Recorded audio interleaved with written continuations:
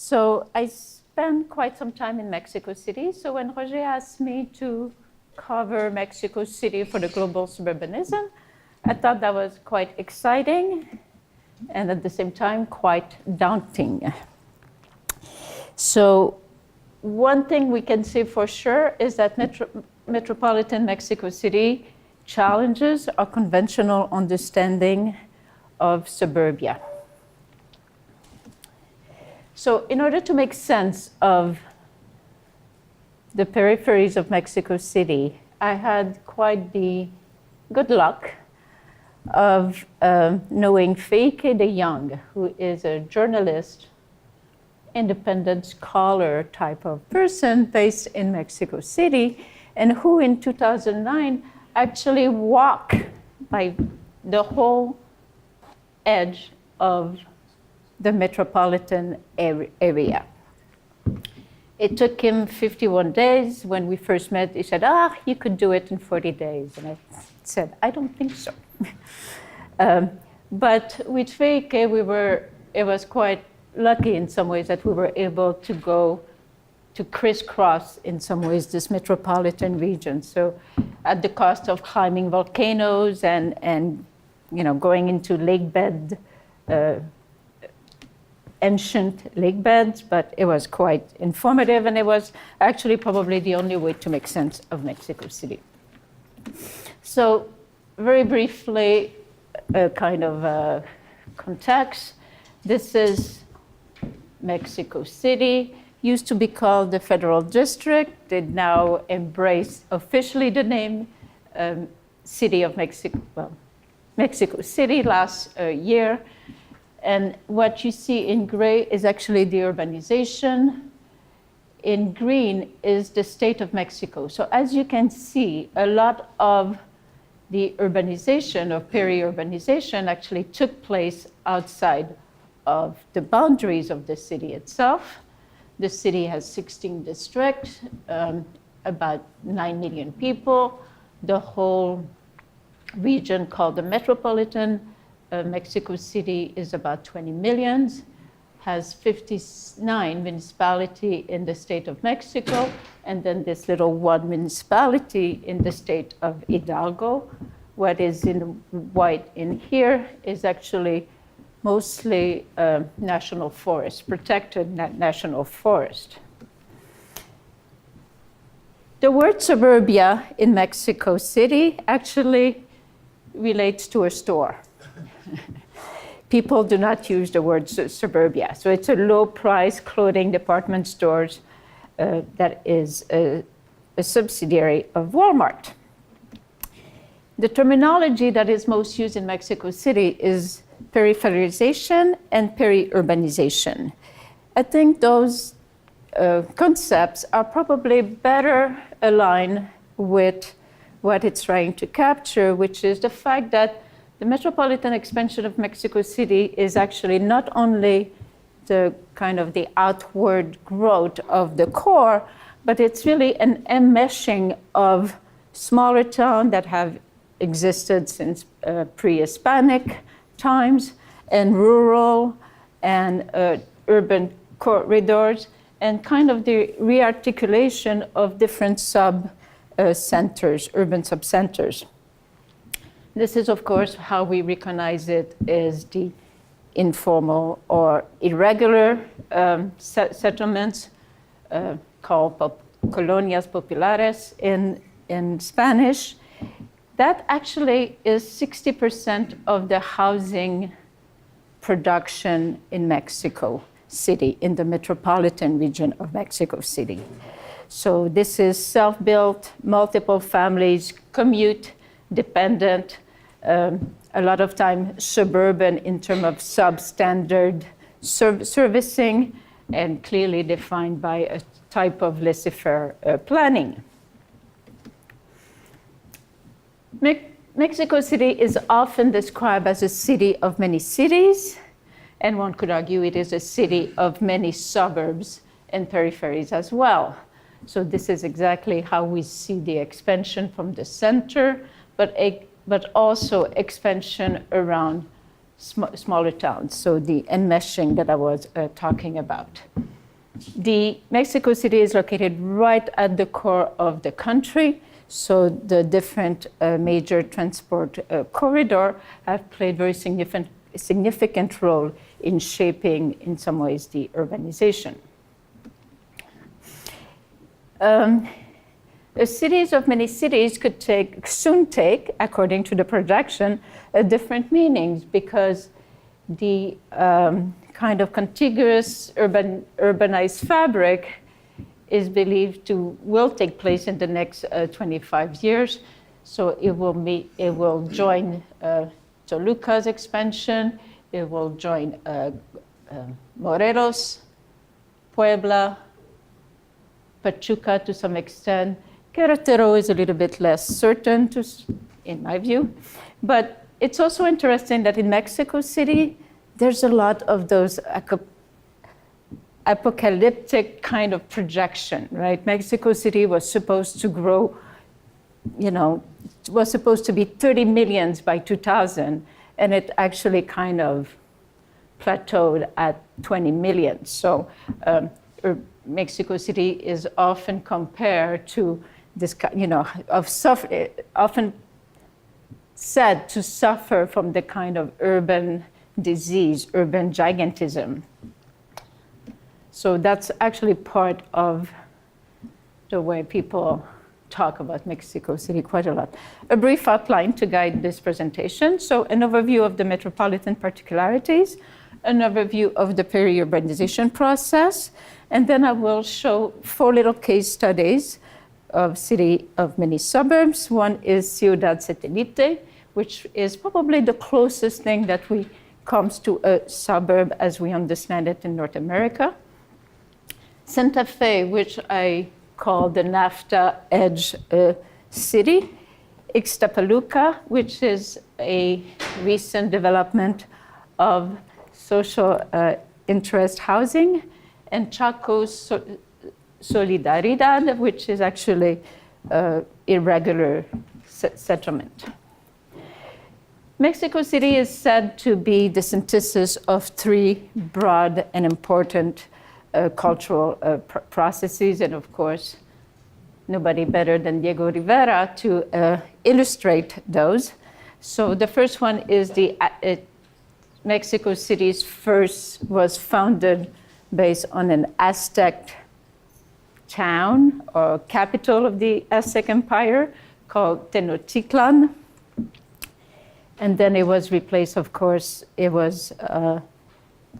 then came the Spanish colonial period with Herman Cortés kind of complicating things tremendously.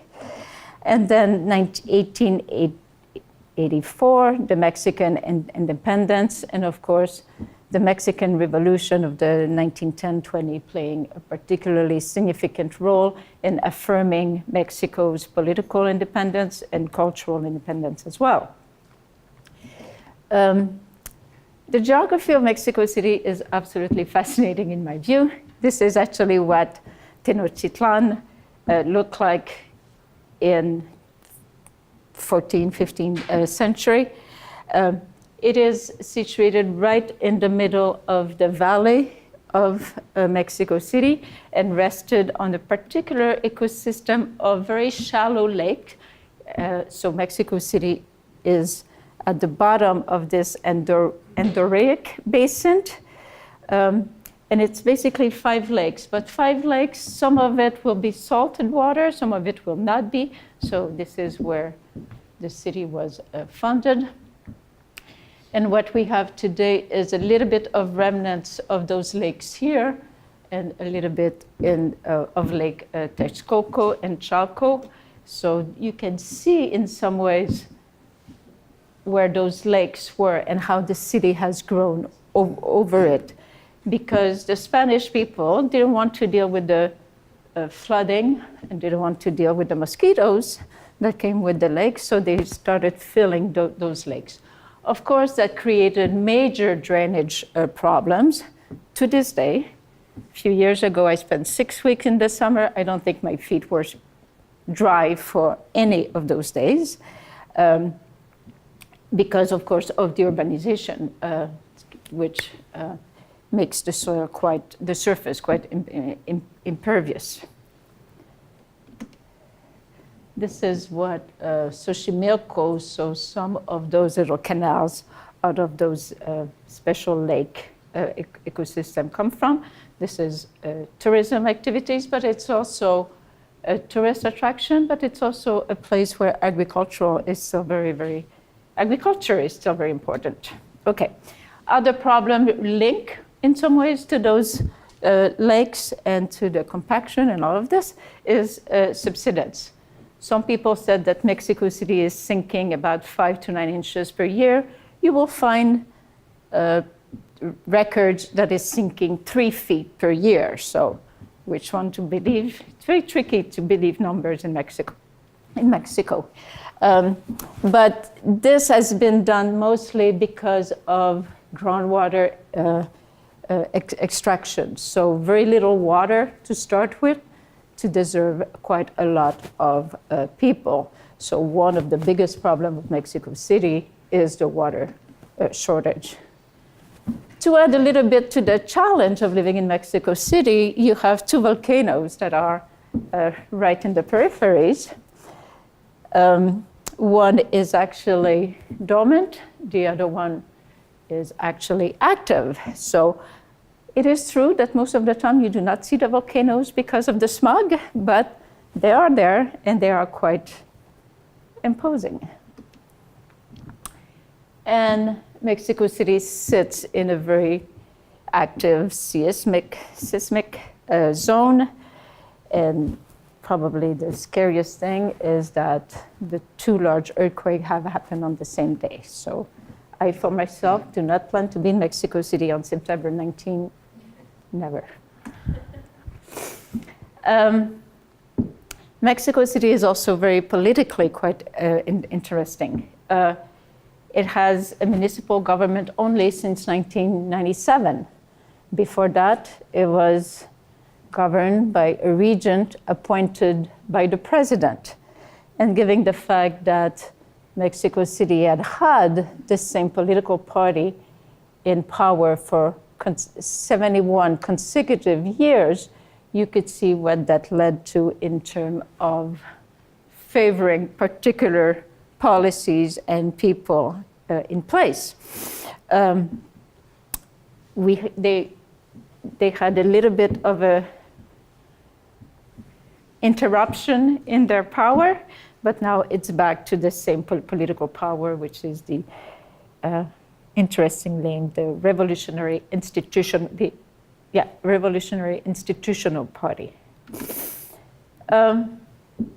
Mexico City has grown quite quickly from 3 million in 1950. And when I talk about Mexico City, I'm talking about the region, right? Which, of course, in 1950 was mostly the city. But 3 million people in 1950 to 13 million in 1984, kept adding about 3 million per decade up to 2000. And again, the population is about 20 million since 2000. The growth of the region was propelled mostly by a national economic modernization. And because Mexico City was a capital, it profited quite a lot from the industrial production. So a lot of the manufacturing was centralized in Mexico City.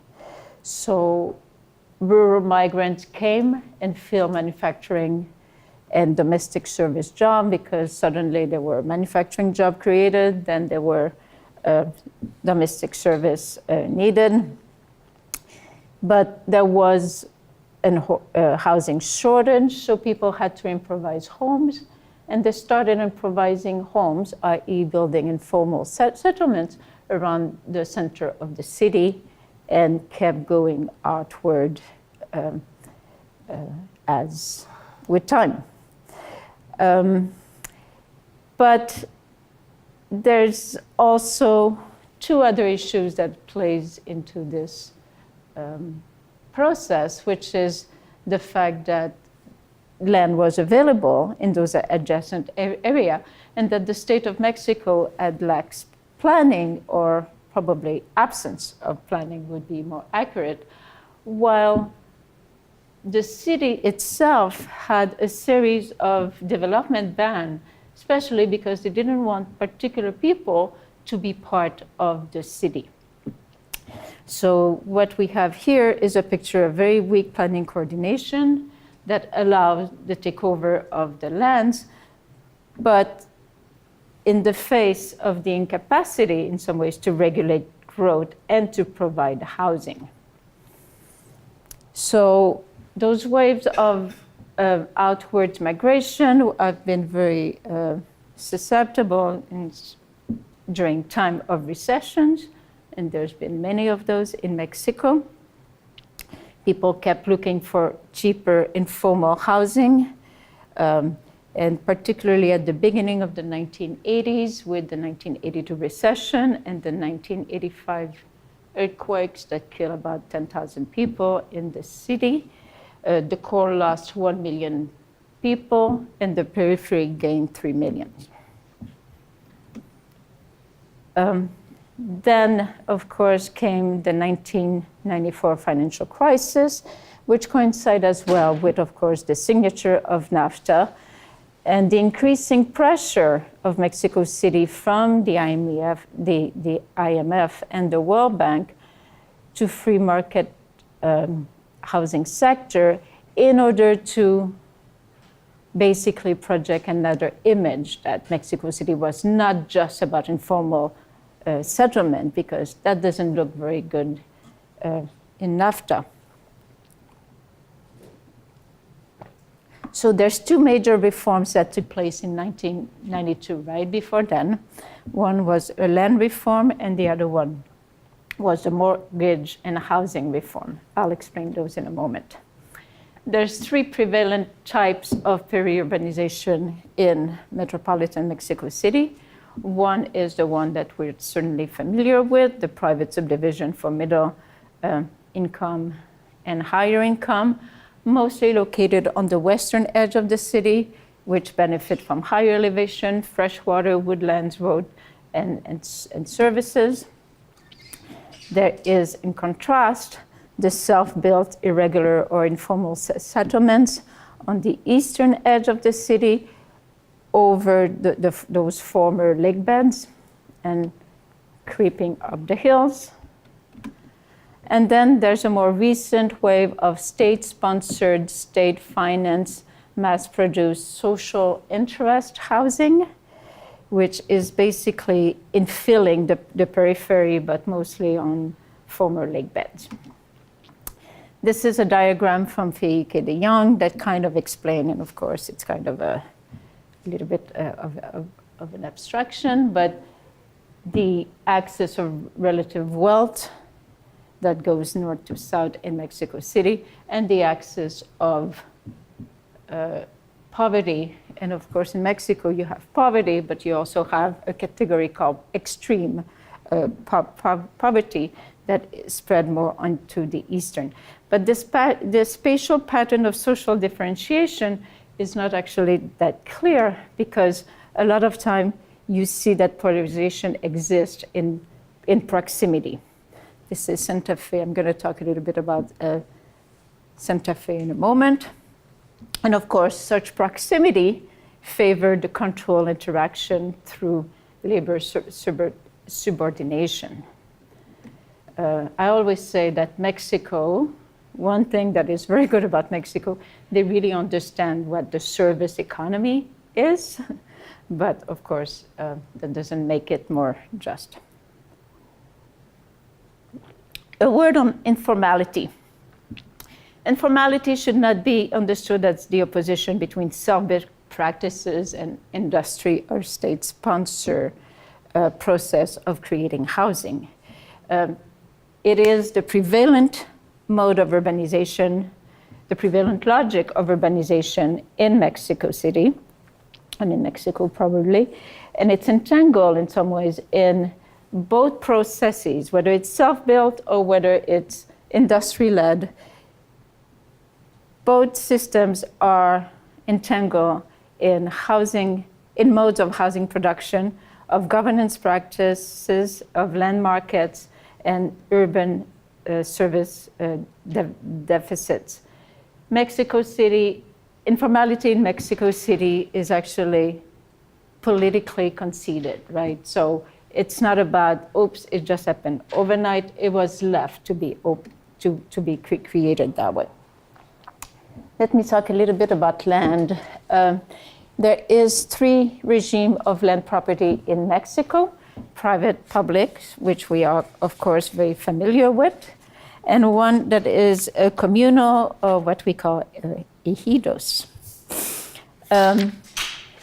This is land that is basically designated for agricultural use in perpetuity.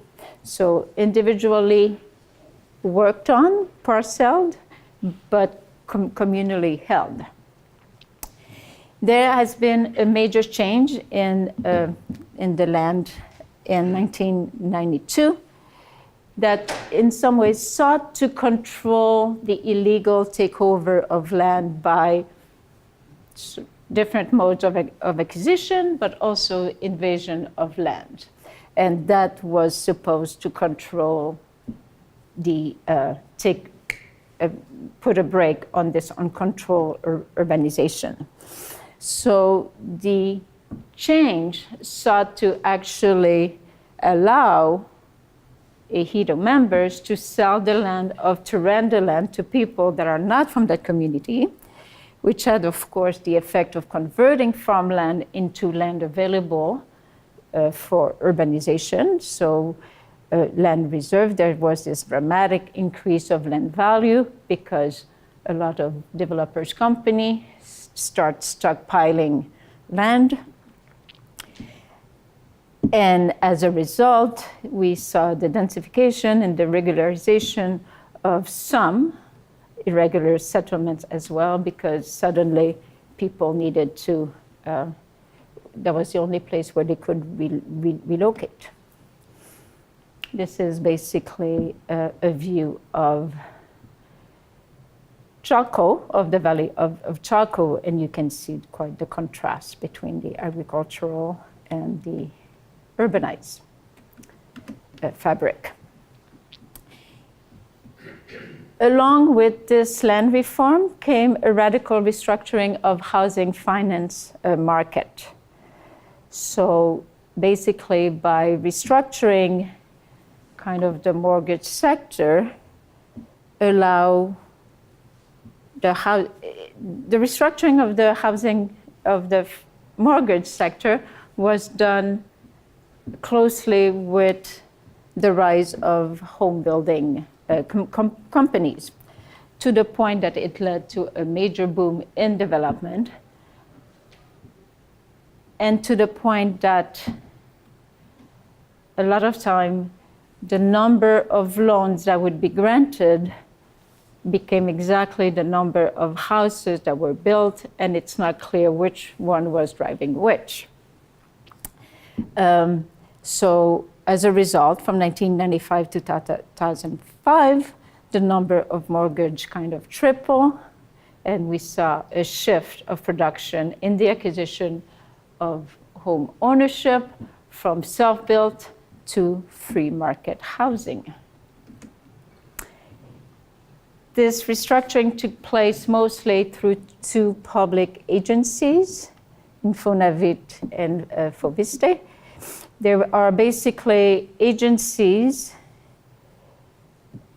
that organize in housing funds and they provide financing taken from your salary. So 5% of your annual salary will go to that fund, and then eventually you become eligible for a mortgage, which, according to some people, is probably one of the biggest scams of Mexico.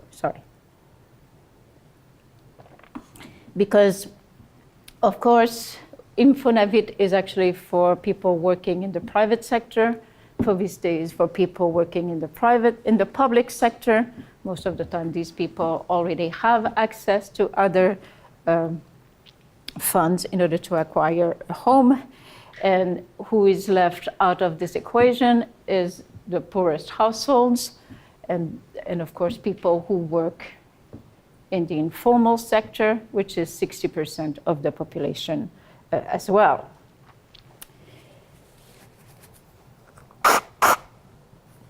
What is interesting in terms of the mortgage sector is that on this one agency, Infonavit by itself is the largest mortgage provider and has about 60 to 70% of the market share. In Mexico, about 20% of the houses are mortgaged, and there's quite a high rate of ownership, but ownership might mean very different things. What I think is interesting is that the banks play very, very little in terms of providing mortgages. So this restructuring of the mortgage financing is really seen as the cornerstone of the housing policy that is not necessarily driven by demand, although there's quite a high demand, but it's actually has been driven by supply. The mortgage financing and the home building companies are seen as the economic driver and kind of the modernizing engine of Mexico, and therefore they have organized those, since 2003, they have organized those Mexican Housing Day in New York and London, where basically home buildings companies and mortgage financing agencies go and attract foreign investment, often kind of using the fact that Mexico has a housing deficit of 8 to 10 million homes, and yet the more they build, that deficit has always been and remain 8 to 10 million homes. So this restructuring of the financing, housing financing industry and of building led to this housing miracle, or at least what some people have called the housing miracle. So under Vicente Fox and Felipe Calderon, there's been respectively 2 million and 7 million houses built by a handful of big home building companies. They managed to do that. So this is the type of building that is relatively low cost, as you can see, quite cookie cutter.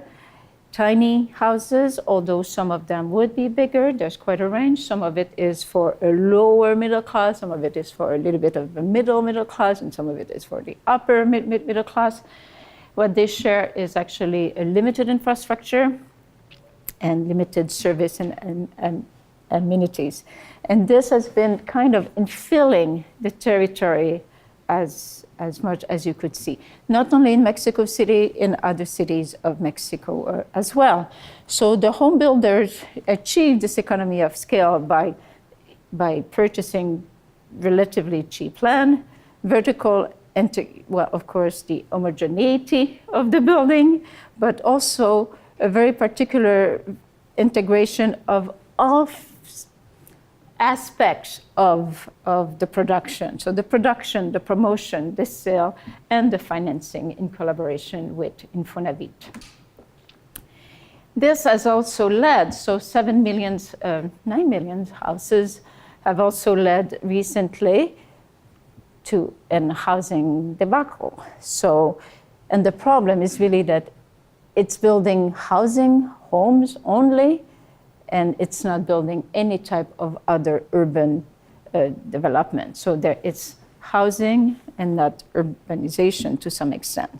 So these are, in many cases, the houses were deemed too small. It was built very quickly, so the poor quality of it.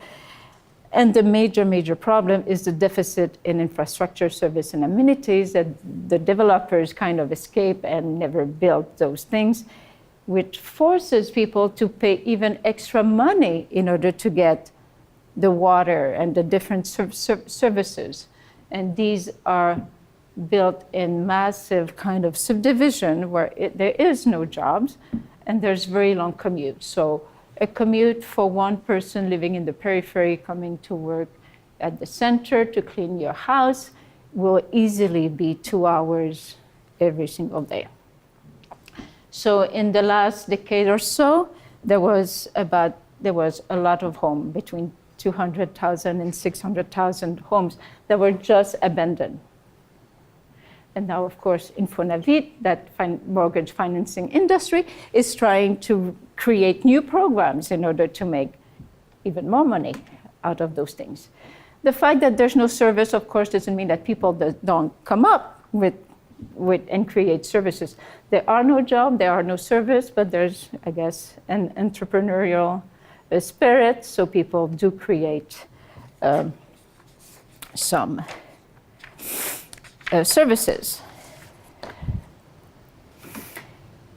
There's been collective mobilization demanding the promised amenities, in this case, asking for the school that were promised to them and that were never built. So a lot of time, home companies are deemed to be selling homes, but to be selling lies as well. But in general,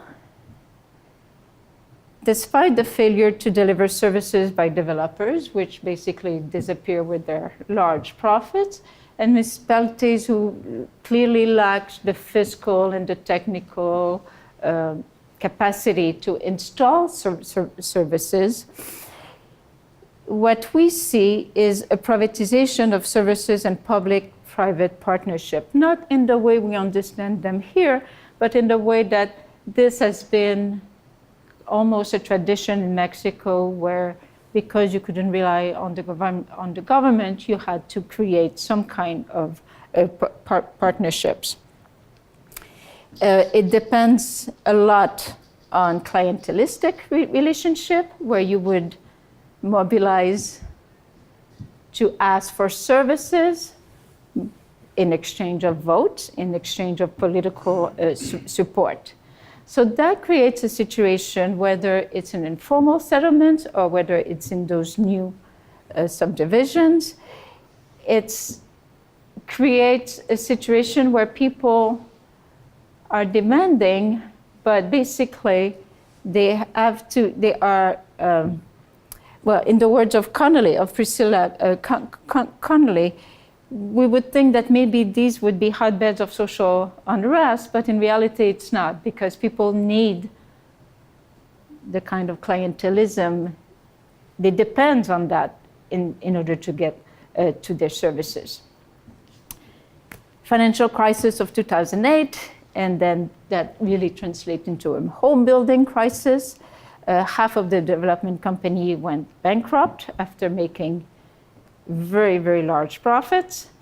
But we could already see some signs. So I would say the height of this building boom was 2006. And after that, we could see that, they had growing debt loan. There was a decline in the states. There was uncertainty on the land reserve because the PRE who came in power kind of shifted the policy in order to control that expansion in the suburb. They said, no, from now on, our housing development policy will focus on the intensification of central areas. So a lot of those large home building companies didn't know how to build, didn't know how to intensify. They knew how to build 2,000 houses, but single family houses, but they didn't know how to build downtown. So now let me take you to a little tour of 4 different suburbs, I guess, of Mexico City. We will start in Ciudad Satélite, which is right at the edge of Mexico City itself and the state of Mexico. We will come to Santa Fe, which is in the district, in Mexico City per se, in the federal district per se. and then we will cross to Ixtapaluca, which is in the state of Mexico, and then we'll go south to Chaco, Satélite. Chaco Solidaridad. Ciudad Satélite is probably, so when I first got there, okay, I'm looking at suburbs in Mexico, and they said, well, we really don't have suburbs here. We have one maybe that is the closest to what a North American suburb is.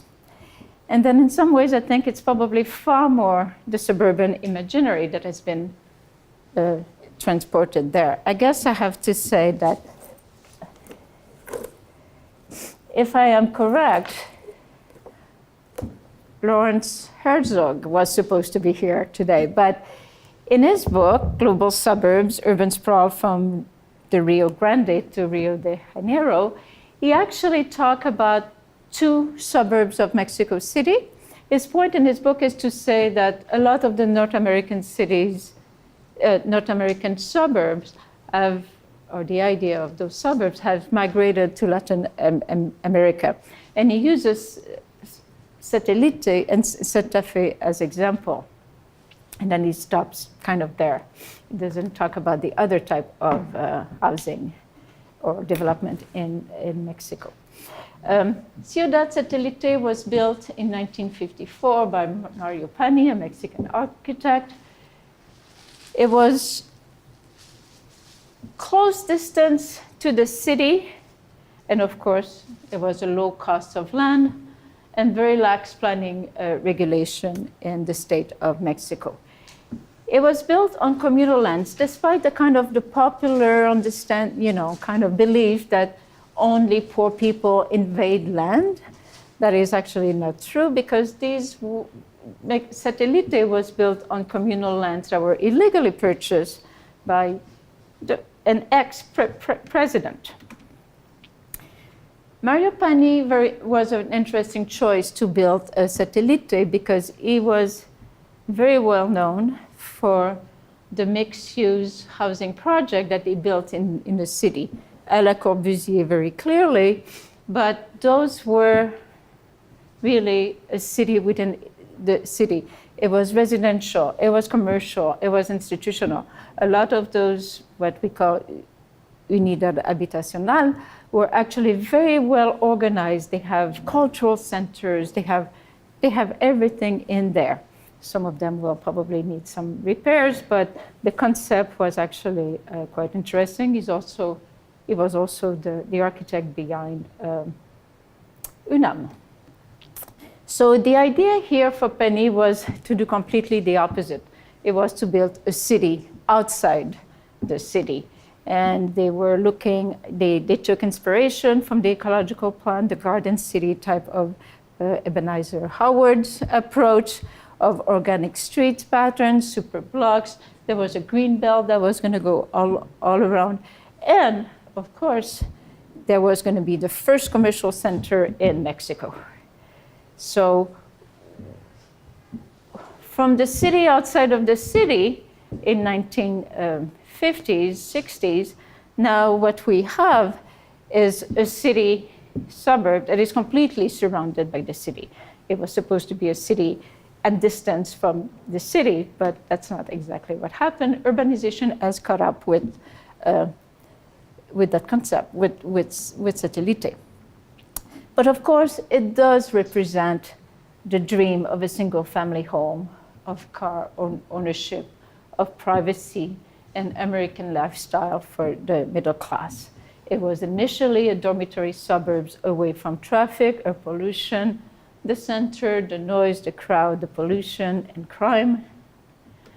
But with time, it's as if Satélite has been a little bit of the victim of its own success. It has become an upper-class enclave where tranquility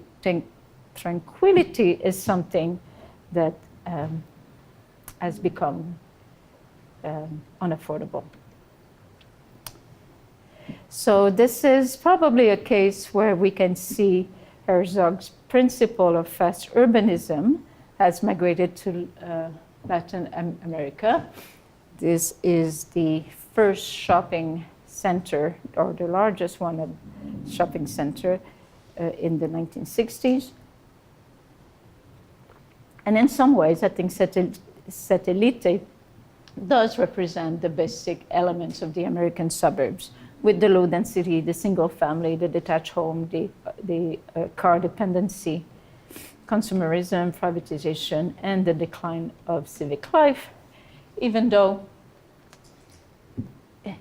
the Satellite has a very clear identity, and that identity is based on those towers that were built, designed by Barragan and Matthias Goritz. It is a UNESCO architectural site, and those towers, which have 50 and 30 meters high, are kind of the symbol of heteronormativity, because they're supposed to represent the parents and the three kids.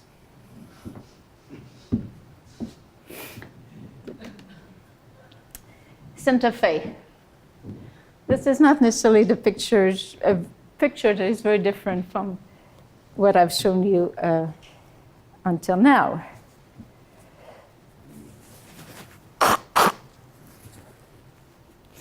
Santa Fe is the NAFTA kind of edge suburb that is the symbol of New Mexico City, entering the global economy. It has business towers, upmarket housing, private school, private universities. It has now the largest commercial center, and we can see the architectural and urbanistic influences coming from North America, mostly Los Angeles, and Century City in particular, and Paris, and La Défense, and London. It is deemed to be the most exclusionary space in the city. But this mega development is actually built on landfill and sand pits. So this development has been in the work for a very long time, since the 1970s. It was the regent of the city who was dreaming of having his own Manhattan. The master plan was done by Ricardo Legorreta, another architect another Mexican architect in the late 1980s, in collaboration with different teams. So what we see here is a radical transformation of that area from sandpit and landfill to corporate high-scale residential enclave, using very sophisticated kind of engineering in order to stabilize the ground of the landfills. The construction of Santa Fe has been entangled with economic crises, political conflict, capital availability, corruption, and of course, the usual land scandals. The regent of the time, who was dreaming about this project, donated land that he acquired illegally to the then president, who later donated the whole land where this university, Iberoamericana, is built, on the basis that his daughter was studying there. So it's a sweet type of corruption story.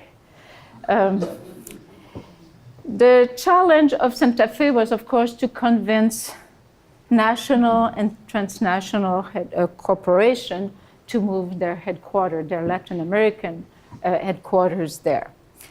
There's a mix of international one, and there's a mix of national one, but all the big names will be there.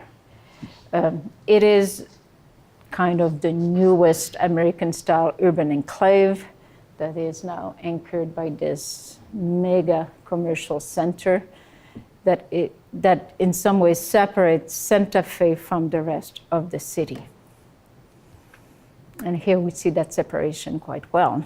So it's separate from the city, but it's also separate from the local neighborhood by highways, towers, wall, and gates. And it is what Maria Moreno Carenca, who's written a whole book on Santa Fe called A New Geography of Acute Social Contrast. The particular chapter in that book on how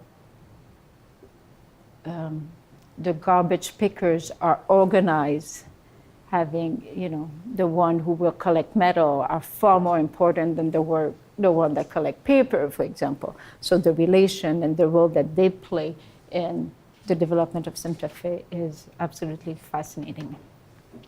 So from the vertical, we go to the horizontal. This is Ixtapaluca, the mass-produced periphery.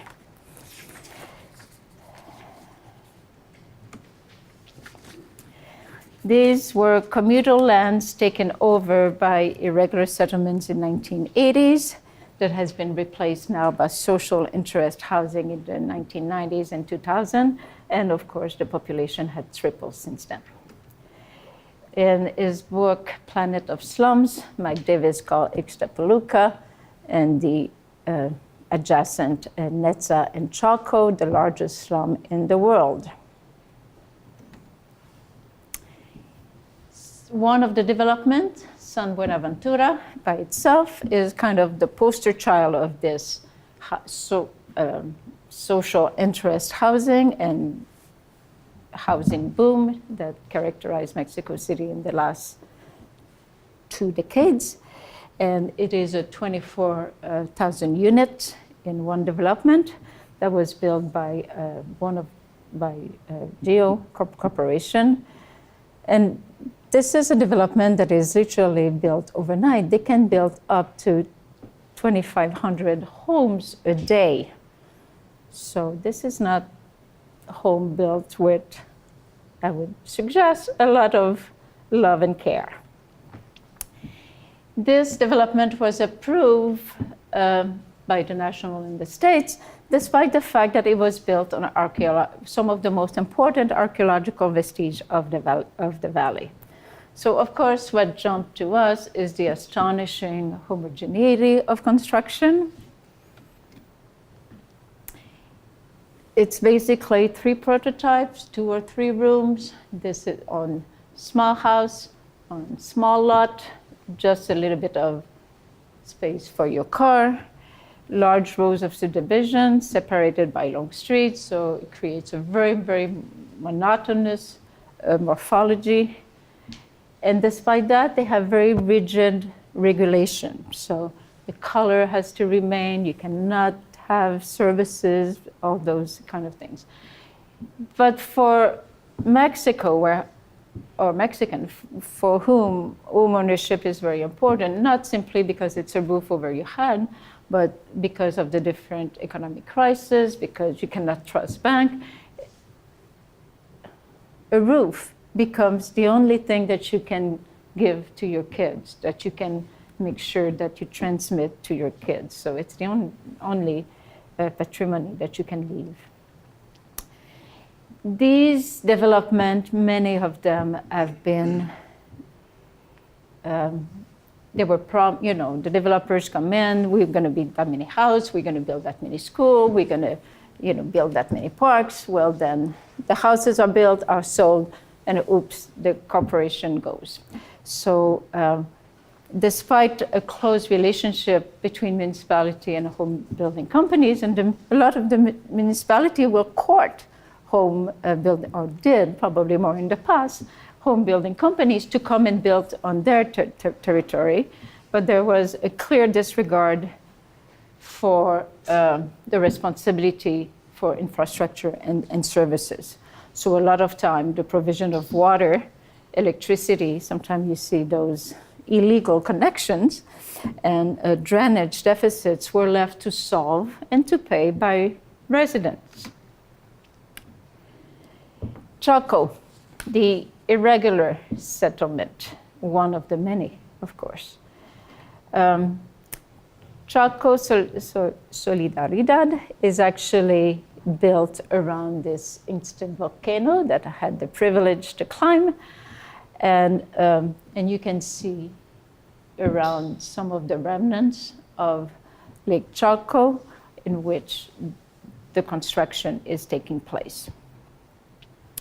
So it was the expansion of unserviced peripheral communal lands in the 1980s, and the population grew very quickly, and most of them were low income, indigenous, and rural migrants. So Chalco is really the entrance of the metropolitan area coming from the south. Irregular settlements are usually understood as invasion of agricultural land by poor population, but it is important to consider that a lot of time it is the only option for housing, given the absence of affordable housing, affordable land, and financing for low-income families. Particularly in the context where you have land speculation and land reserve held by home building companies, weak or lack planning and land use policies, and development encroachment over agriculture, and of course, political laissez-faire. So informal is embedded. What we consider informal is actually not so informal. It's clearly embedded in political and cultural institutions and practices and institutionalized practices that deals with different variation of land transition, limited or notarized services, regularization of property title, the same clientelistic relations, and then this is what we call in another article that I've written with Gillian, my colleague Gillian Voudreau and Daniel Labbé of University of Montreal, the uneven state formalization. So it's a blurring of boundaries between state, market, and civil societies, and therefore a blurring between what we would consider formal and informal. Self-built is actually a very important form of housing, and it's incremental housing and urbanism. It's defined by the household needs and the finance capacity. These rebars that stick out promises that eventually there'll be a second floor. It is, as I mentioned, 60, and some people say up to 70% of the housing production in Mexico. And despite what we would probably consider substandard housing and service deficit and tenure insecurity, it is fundamental in a way to secure housing for the poor, the poorest residents. There has been some regularization process by the federal, the state, and municipal levels, and just like here, when the three level comes together, it becomes impossible to do anything, and that has been taking place since the 1970s. Usually what regularization entails is kind of getting the property and land title, the installation of services, housing improvement, provision of amenities. It is an incremental process there as well, even when it's done officially, given the limit, capacity, and scarce resources of governments that are overseeing this regularization process. There has been an intensification of regularization in the 1970s, giving the government needs to, one, incorporate irregular settlements into the formal land market. So you regularize so you can actually do more, extract more value. You establish greater authority over land use and planning control, and to incorporate resident into land and tax basis and service registries. However, for many of these people, regularization means an increase of cost of living, and then which a lot of time will translate into pushing some people even further outward. In this development, whether there is an official process of regularization or not, there is kind of a self-regularization process that happens with time. People will come up and organize their services and their amenities. So regularization kind of happen outside of the official. So it's just to show how ambiguous sometimes those relations can be. The regularization of this particular municipality of Chalco Solidaridad was done in 1978, 2003, a little bit later as well. It started with the expropriation and the indemnification of the communal land by a presidential decree in order to be able to resell the lot to the people. Then there was urban and housing improvement through a particular federal program, which led the name to the municipalities. It cost about around 160 million at that period, and it led to electrification, water, drainage, road, a civic center, and even a visit of the Pope. The Pope always goes to the informal settlements, north, south, and north. I think this process of regularization is very nicely explained by Connolly. She says, apart from the magnitude of the problem and its visibility from one of the main roads, a lot of time regularization happens along the main road where you see it. A major reason for targeting Chaco was the low vote for the PRE in the area in the 1988 presidential election. It just shows how intricate the development of those settlements are linked to the political system. So to say that they are completely informal, I think, is very, very misleading. So for many of the people, regularization will be, people are not so interested. As soon as their tenure is not challenged, people are not so interested in regularization because it's too costly, too time-consuming. They already work 2 or 3 jobs, and it's too bureaucratic.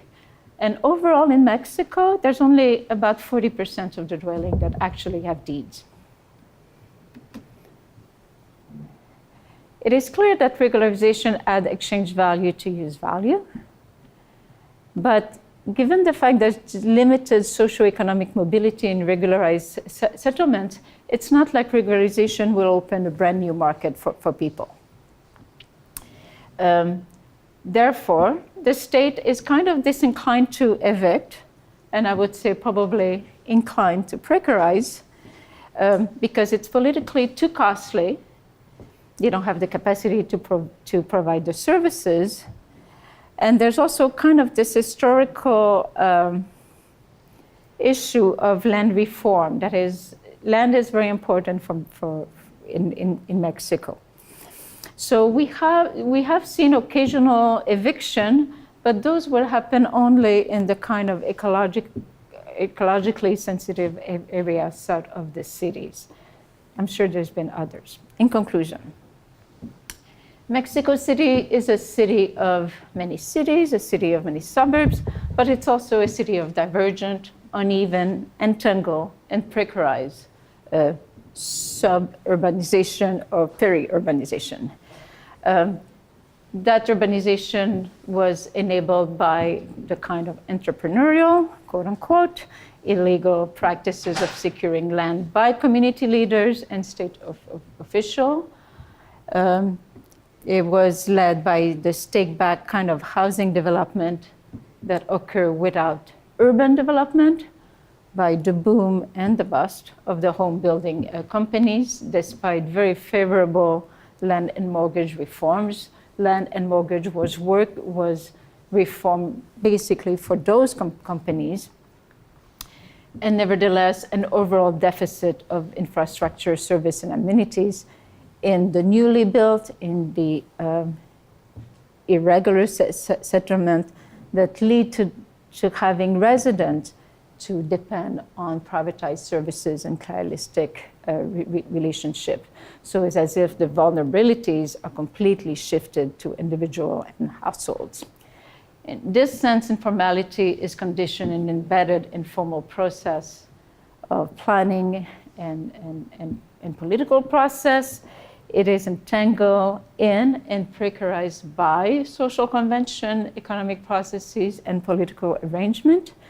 And it's as if precarization is not necessarily the result of laissez-faire, but it becomes an active instrument of governing.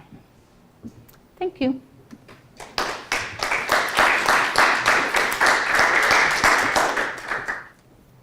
The third example, I think you gave us. San Buenaventura? Yeah. Okay. 2 questions. One is, maybe I misunderstood. Did you say really 2,500 houses per day that are built. Okay, wow. The other question is about the regulation of these houses. Who is actually then policing any changes? Who is in charge of this? And do people actually stay within the color scheme and that they're not allowed to add another floor and all these changes? Yeah, I think if you count the graffitis on them, they do not stay in the color scheme after a while. The regulation is done through contracts. Those home building companies do everything from purchasing the material to regulating the thing, but it's done mostly through a contract. After a while, I don't think there's close regulation. Some of those houses might have been painted a different color,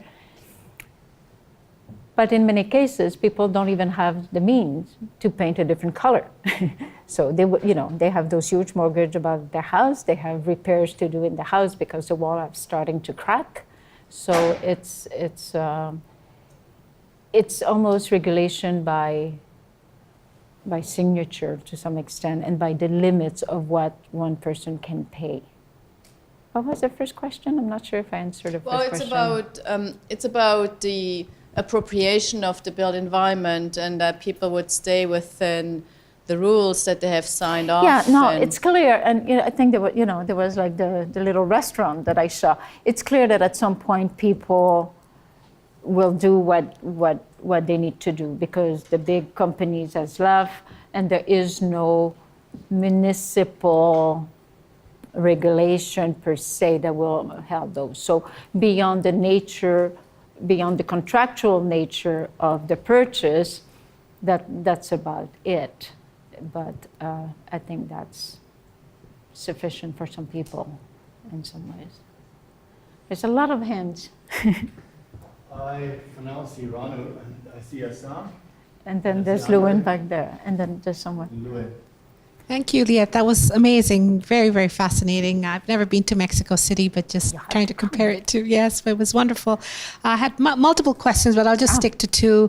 One was quite fascinated by the ghost towns, the sort of the abandoned ones and what happens, what is the process? Does it just get abandoned or later on does a sort of another kind of informal kind of residential kind of terrain arise from that? And the second was related to the more richer kind of suburbs, and I'm trying to think of contrasting it to the Indian suburbs or the Indian kind of informal residential spaces that service these kind of places. Mm-hmm. So I was wondering, sort of the service economy, the service informal, you talked about the garbage pickers and where do they live? Do they travel the distances, or are they forming their kind of informal settlements within the social polarization within these suburbs itself? So I was just curious about that. The one image I showed between the contrast, that vivid contrast between the two, that's really one area where there's this very close proximity. Otherwise, I would say most of the service workers worked at a minimum of 2 hours away in the peripheries. So they don't live there? They don't live there. They have to use, it's a combination of transportation modes in order to get to the city. So that's one. That's so no tracks or anything in between? In Santa Fe, you see some, but they were there before. They didn't come up as the result of that. So no, a lot of this, it's a big metropolitan area. I cannot say that it's all the case for everywhere, but my understanding is that a lot of the service workers will come from very far away. Okay. To the point that when, I was not there for the earthquake, but I heard very interesting stories where people were caught in their offices and then the kids were at school, and who could get the kids would be the nanny, for example, right? But the nanny couldn't go home on that day at all because all the transport services were done. So that's actually quite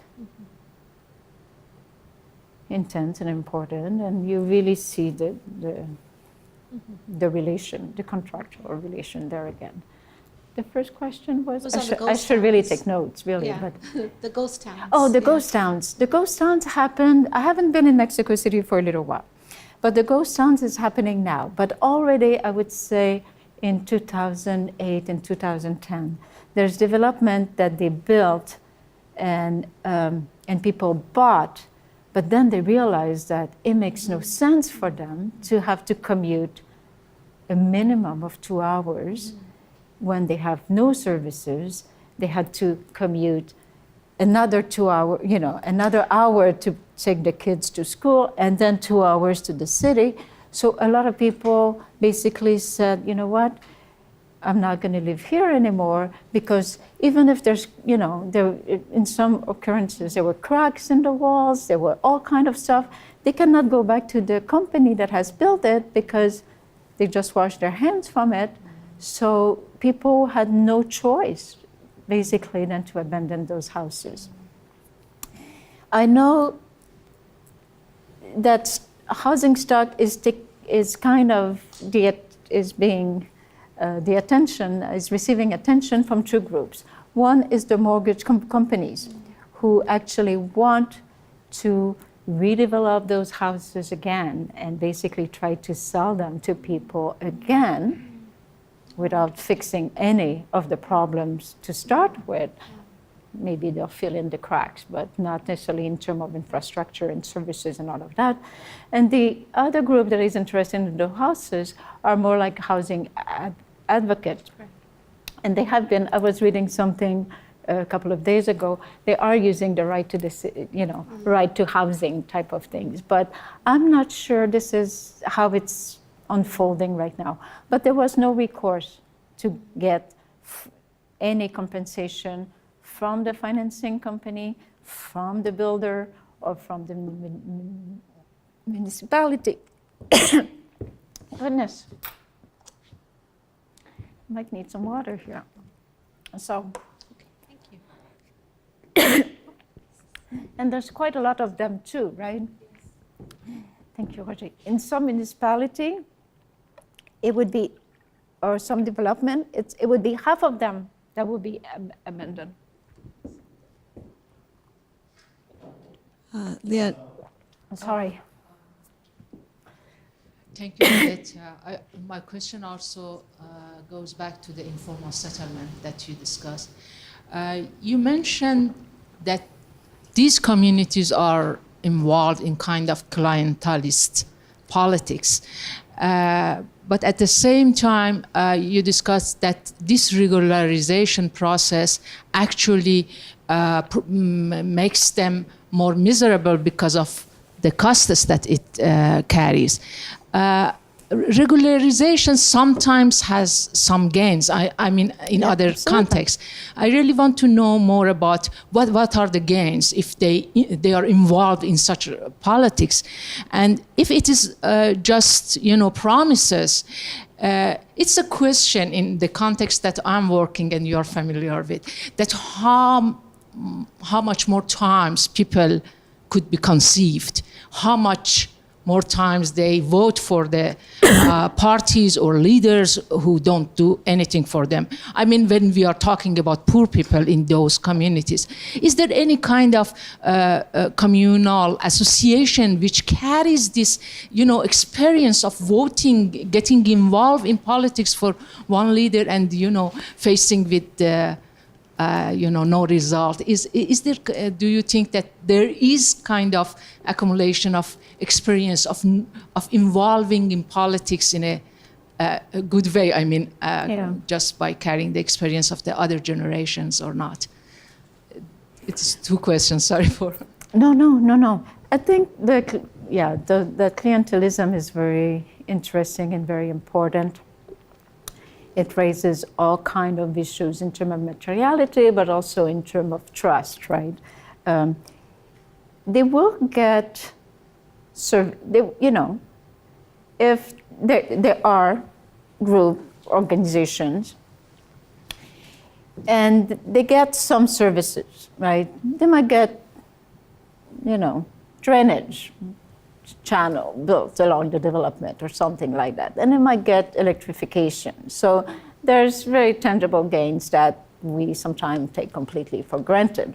Water is a very different issue. There's, a lot of the water people will have to buy. And pretty much every house comes with a little tank on the roof, and that's how it is. But they might get water at a better price. They might have a more regular delivery of water. They can get different things. So that relation of organization, lobbying politicians, and there's better time to lobby politicians than others, very clearly, but it works and they become tightly connected. So my understanding of it, it's not a resistance that is anti-politician, but it's like, what are the different ways we can work with a politician? There's term limits as well, right? In Mexico, there's term limits. I think the municipalities are 3 years. The president is 6 years, but 3 years is a very short time to promise new infrastructure to some extent, right? So they get some of it, but a lot of time it's going to be very incrementally. So the service delivery is very dependent on the electoral schedule, system, and timeline to some extent. So I'm not saying that there's no more, I'm sure there's more progressive. For example, during the earthquake, there was a lot of progressive organization that would demand more housing. I would say mostly in the city, but also elsewhere. So there are clearly very good and progressive and more radical work being done. But in general, they really are dependent on, it's not only dependent on politicians, it's being dependent on one party. It's even, to some extent, it makes it even more complicated. Because as soon as you align yourself with the two other parties, you basically jeopardize your chance of getting drainage, right? So tricky. Hey, Andre, and then Luan, since the mic is already back there. Thank you very much for the presentation. My question is more about the sort of the housing industry in the different segments of the housing market. So you talked about different kinds of housing, like you have dilapidated small housing, and then I saw some images of slightly higher end. Yeah. I wonder about the demand side of this. Who are the target market, target clients? I'd like to know more about it. Where do they work? Where do they get the money to pay? And is there a transnational component to it in terms of overseas Mexicans, for example? Mm-hmm. That's my question. Well, that's a good question. I haven't come much across the kind of the transnational remittance investment type of thing.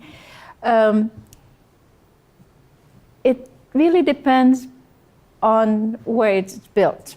For example, Monterrey had a lot of upper scale of that type of housing, more rooms, a little bit more space outside, might have a backyard,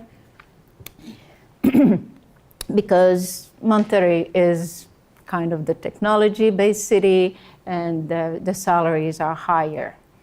In Tijuana, they have built a lot of those, much smaller, and that was to accommodate the workers in the maquiladoras, so the manufacturing jobs per se. So it really depends. There's also, when you look at their brochure, and my God, they are documented, they also have some along the coastal areas where there, I think the buyers might be a little bit different, although technically a foreigner cannot own property within 1 mile of 1 kilometer of the coast. But then so it really depends. Mexico City is, and Mexico in general, I would say, but the polarization is probably one of the most difficult thing to understand and live with, right? You know, how do you explain that you have 60% of the housing form that is informal settlements when Carlos Slim is always on the top 5 richest men in the world? So people pay more probably to Carlos Slim for the use of their phone that they are paying for water, for example, right? So this man, who is now, by the way, given the policy of intensifying downtown, is now basically paying for the redevelopment of downtown by himself. So, and he's creating this new little city in Polanco, which I call Slim City, of course, but so it really depends the type, but there's market, because there is a growing middle class in Mexico as well. There's very poor people, there's extremely poor people, but for example, you don't see a lot of that development in Chiapas, for example, right? So it is located where people can afford and pay. Ruin. Thanks, yeah, that was really interesting. I guess I had a similar question around the transnational connections, but more directly you're talking about a period where migration to the US from the metropolitan zone takes off, right? And that's happening around the same time. Mm-hmm. And so I do kind of wonder how those remittances play into or connect with the transformations in the financing instruments. Because your point about the reforms is really important, right? Before that, there basically wasn't a realistic mortgage market. Yeah. So the idea of buying a house on credit was not an option. No. Right? So that becomes an option at the same time that all of these changes are taking place and people start migrating from the metropolitan area. So I'd be curious to know more about that. How much remittances, migrant money contributes to this, or how it fits. And I'm also curious about whether you might see some of this in architecture. In rural areas, there's a lot of work on migrant houses and the architecture, how that displays wealth and so forth. Now, obviously, you don't see that in the in the mass-produced housing. But in some of the irregular housing, I wonder if you see little bits and examples of that. Yeah. To tell you very honestly, I do not know how big remittances play in home ownership in Mexico. I think the figures of personal kind of investment, or basically the savings is very small. It's about 10%. It's probably even lower than 10%. So you have 60, 70. You have a couple of other organizations. Banks have about a 10% role to play in mortgage, and then the rest of it is whoever has a little bit of money. But where does that money come from? I'm not quite sure. So this is actually quite interesting and important, I think, and something I should look into. In terms of the architectural influences, in the informal settlements, we saw actually, it was not necessarily architectural to some extent, but where we saw the most influences were in the graffitis, actually, because we could recognize sometimes some of the gangs' graffitis. So it was not so much the architecture. I don't think so. What was very interesting at some point, we were, I was standing with Feike and we were overlooking one of those hills. And of course, you see all the concrete houses, right? Most of it is concrete. But then he said, so what do you think, what explained the palette of colors? Because there was only a couple of houses, that would be painted in blue or in pink. I could probably find one of those pictures. And frankly, I didn't think of this, but it's actually just having enough money to actually be able to paint a house. So a lot of those houses are on the rough concrete because people don't have, you know, and some of those hills that we climb, you know, for me, the idea of thinking that people had to carry, you know, those cinder concrete block one by one up here was just absolutely amazing. So I'm sure, you know, and there's a different notion of family as well, right? You know, when somebody built a house, it's not just the towers of Satellite, which is the two parents and the three kids who build the house. There's a lot of people involved in the building of the houses, but where does the money come from exactly, and what the role does immigration play? I think we've seen a little bit more in the rural, but not so much in these settlements. But I would need to read more on it, and I would. So that's a good point. Sorry, I have a poor answer to a good point. Any other comments or questions?